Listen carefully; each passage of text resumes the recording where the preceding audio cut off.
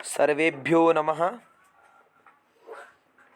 नमस्कार मित्रों, स्वागत है आपका संस्कृत विषय अध्ययन में। आज हम लोग सन्नंत प्रक्रिया को पढ़ने जा रहे हैं।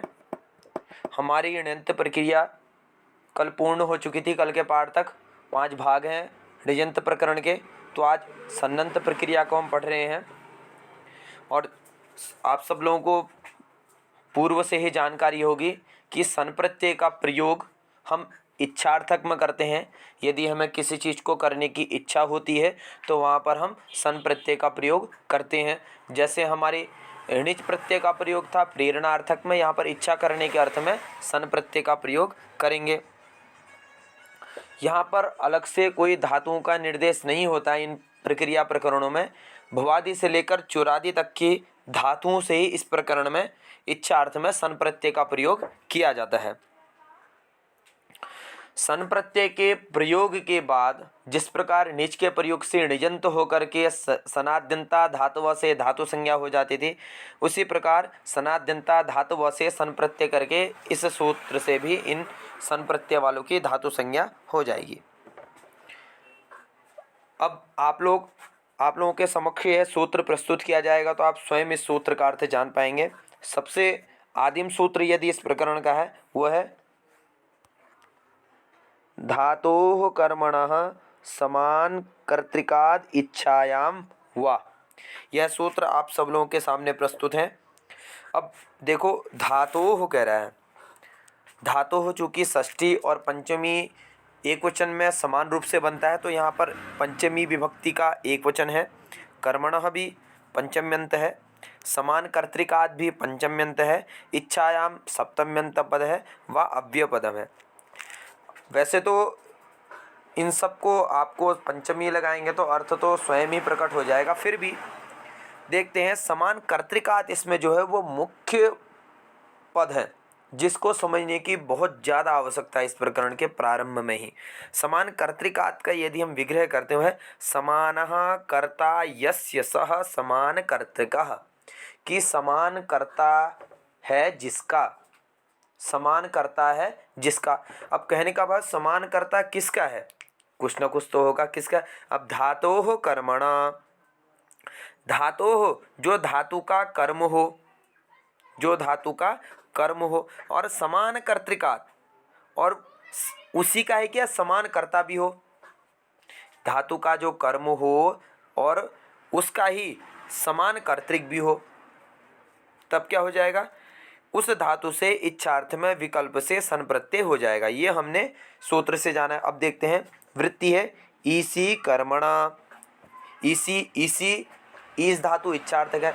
इच्छार्थक धातु का, इस धातु का जो कर्म हो, इस धातु का जो कर्म हो। फिर क्या है? ईषणैक कर्तृकात, कि इच्छा इस धातु का जो कर्म हो और जो इच्छा का कर्ता हो और जो इच्छा को करने वाला हो वही उस धातु के कर्म का भी कर्ता हो। इच्छा का जो कर्ता हो अर्थात इच्छा को जो कर रहा है, तो ऐसे सन प्रत्यय के प्रयोग में उस धातु के कर्म का भी कर्ता वही हो।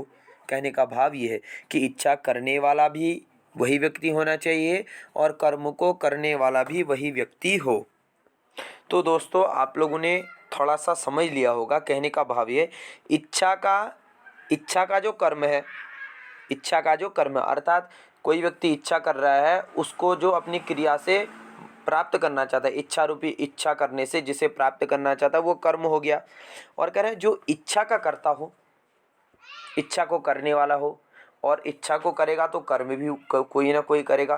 तो जो कर्म करेगा तो वह उस कर्म का भी कर्ता वही हो। मतलब कहने का भाव ये, इच्छा भी वही कर रहा हो और कर्म भी वही करे।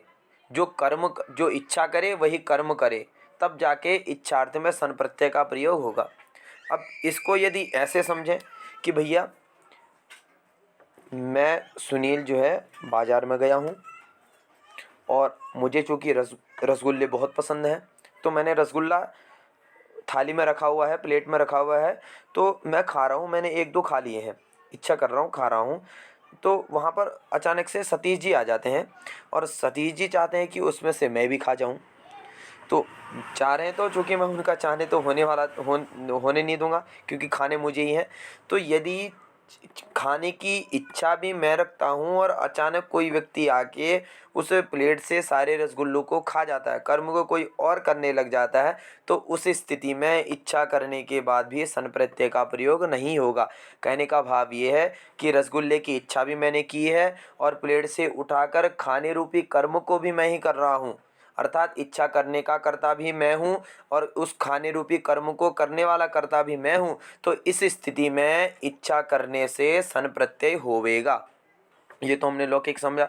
अब जैसे वाक्य हम बहुत मुख्य उदाहरण है कि रामः पठितुम इच्छति इति पिपठिष्यति, कि राम पढ़ना चाहता है।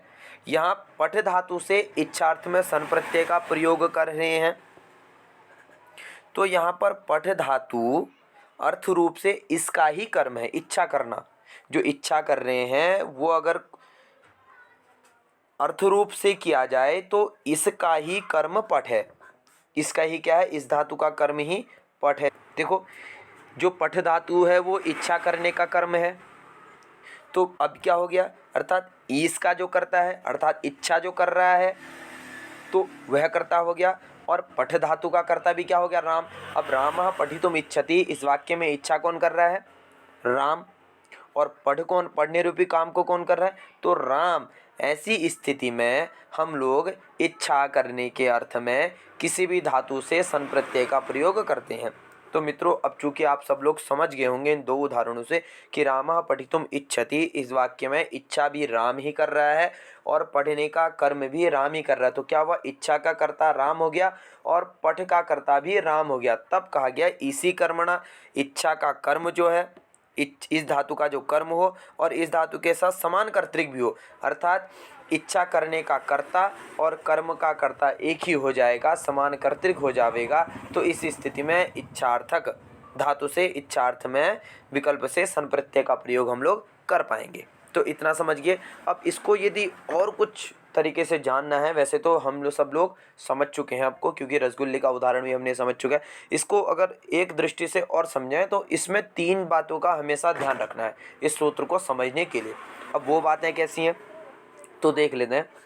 वो सबसे पहली नंबर 1 मुख्य बात यह है कि धातु का प्रयोग इच्छार्थ में ही होना चाहिए। सन प्रत्यय यदि हमें करना है तो धातु का प्रयोग इच्छा अर्थ में ही होवे। सबसे पहला ये हो गया। दूसरा क्या है, इच्छा तथा क्रिया का कर्म एक ही होना चाहिए। इच्छा तथा क्रिया का कर्म एक ही हो। अब देखो, हिंदी तो हमने पढ़ ली है, इच्छा और क्रिया का कर्म एक ही, अर्थात इच्छा करने वाला भी एक हो, कर्म जिस चीज़ की इच्छा कर रहा है वो कर्म भी एक हो, और बनाने के बाद जब क्रिया बन जाएगी तो उसका कर्म भी एक हो। अब इसको कैसे समझे कि रामः पठितुम इच्छति इति पिपठिष्यति। अब देखो, रामः पठितुम इच्छति, इच्छा का कर्म कौन हो गया, इच्छा जो राम है वो चाहने रूपी मतलब जो चाह रहा है वो किसको चाह रहा है, उसका इष्टतम क्या है, पढ़ना। तो इस इच्छा का कर्म कौन हो गया, पढ़ना। अब रामः पठितुम इच्छति के बाद जब पिपठिष्यति इस क्रिया को बनाते तो इसका कर्म भी कौन होता है, वही पढ़ना। तो यहाँ पर भी देखो, इच्छा का कर्म भी पढ़ना है और पिपठिष्यति इस क्रिया का कर्म भी पढ़ना है। तो इतना मुख्य हो गया। उसके बाद ये तीसरी बात क्या है कि क्रिया और इच्छा का कर्ता एक ही हो। क्रिया और इच्छा का कर्ता एक ही हो। अब देखो, इच्छा करना, स्वयं इच्छा कर रहा हूँ, तो रामः पठितुम इच्छति इति पिपठिष्यति, इच्छा कौन कर रहा है, राम। तो राम क्या हो गया, कर्ता। और जब क्रिया बनाएंगे पिपठिष्यति तो वहाँ पर भी कौन होगा, राम ही होगा। ऐसा नहीं कि रामः किम श्यामः पठितुम इच्छति और उसके बाद बनेगा रामः पिपठिष्यति, ऐसा नहीं बनेगा। इच्छा भी राम ही करेगा और क्रिया का कर्ता भी राम ही होगा सन प्रत्यय करने के बाद, या सन प्रत्यय जब करेंगे तब। तब जाके सन प्रत्यय होगा। तो इसका भाव यह है कि इच्छा और क्रिया का कर्ता एक ही होवे, अर्थात रामः पठितुम इच्छति में इच्छा करने वाला राम है वो कर्ता हो गया, और पिपठ सिद्धि क्रिया बनाने के बाद भी कर्ता वही रहेगा। ऐसा नहीं कि राम श्याम को लाके उस वाक्य में टपका दोगे, ऐसा नहीं चलेगा बाबा। तो भाव यही है कि इच्छा करने वाला भी एक ही व्यक्ति होना चाहिए और उस कर्म को करने वाला भी एक ही व्यक्ति होवे। तो ऐसी स्थिति में इच्छा करने अर्थ में किसी भी धातु से जिस धातु का आपने प्रयोग करना उसमें सन प्रत्यय का प्रयोग हम लोग कर सकते हैं। तो मित्रों, हमने आज भूमिका समझने का प्रयास किया है। अब वैसे तो समय भी है, 10 मिनट हो रखे हैं, तो हम लोग और आगे के सूत्र पर विचार कर सकते हैं। अब यहाँ पर सन प्रत्यय होकर के बचने वाला है स। तो दोस्तों, आज हमने केवल सन्नंत प्रकरण की भूमिका ही पढ़ी है और अग्रिम सूत्र को हम कल देखेंगे, क्योंकि कल संयंगो आप सब लोगों को अच्छी तरह समझाना भी होगा और इसका रूप भी अच्छे तरीके से समझाना होगा, तो उसमें भी काफ़ी समय लग जाएगा। और आप सब लोग इसको समझने की कोशिश करना। कल द्वितीय वीडियो में हम शुरू की हल्की सी 2-4 वाक्यों में भूमिका लेकर के पुनः दूसरे सूत्र में प्रवेश करेंगे। तो धन्यवाद दोस्तों, आप सब लोग देखिए और कमेंट, शेयर व लाइक और सब्सक्राइब भी कीजिए और एक एक वाक्य का प्रयोग कीजिए। तो इसी के साथ नमः संस्कृताय।